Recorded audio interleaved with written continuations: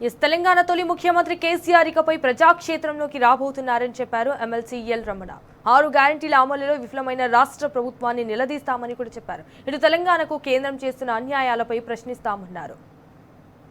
ఈరోజు మా అధినేత కేసీఆర్ గారిని గౌరవ మాజీ మంత్రివర్యులు జీవన్ రెడ్డి గారు కూడా జరిగింది. వాస్తవం అందరం కూడా కలిసి సందర్భంలో అది చెప్పినట్టుగా ఈ వారం 10 రోజుల్లోనే జగిత్యాలకు భారీ బహిరంగ ఏర్పాటు చేసి వారిని పార్టీలో చేర్చుకుంటూ దానికి అనుగుణంగా ప్రజా సమస్యల మీద 2023 సాధారణ ఎన్నికలలో ప్రజలు కాంగ్రెస్ పార్టీకి పట్టణం కట్టినప్పుడు పెద్దలు కేసీఆర్ ఇప్పుడు ఒకటే మాట, కొత్తగా ప్రభుత్వం వచ్చింది, వాళ్ళకు ఒకటి 2 ఏళ్ళు అవకాశం ఇవ్వాలా, దానికి అనుగుణంగా వాళ్ళ పరిపాలన తీర్చిన తర్వాత మనం స్పందిస్తే బాగుంటుంది అనేటువంటి మాటకు అనుగుణంగా మేము అందరం శాసనసభ్యులమే కానీ, శాసన మండలి సభ్యులమే కానీ, పార్లమెంట్ సభ్యులే కానీ, సీనియర్ మాజీ మంత్రులు కానీ ఈ 2 లోపుగా పట్టినాం.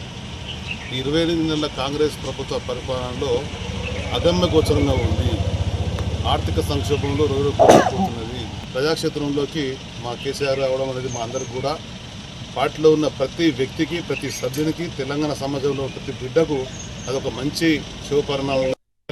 ఉత్తర తెలంగాణలో ప్రధానంగా బీజేపీ నమ్ముకొని లోక్సభ స్థానాలు ఇస్తే, కేంద్ర మంత్రి అవకాశం వస్తే కూడా ఒక్క పైసా ఇచ్చిన పాపన కూడా లేదు. కేంద్ర ప్రభుత్వం పూర్తిగా తెలంగాణ రాష్ట్రాన్ని నిర్లక్ష్యం చేస్తున్నది.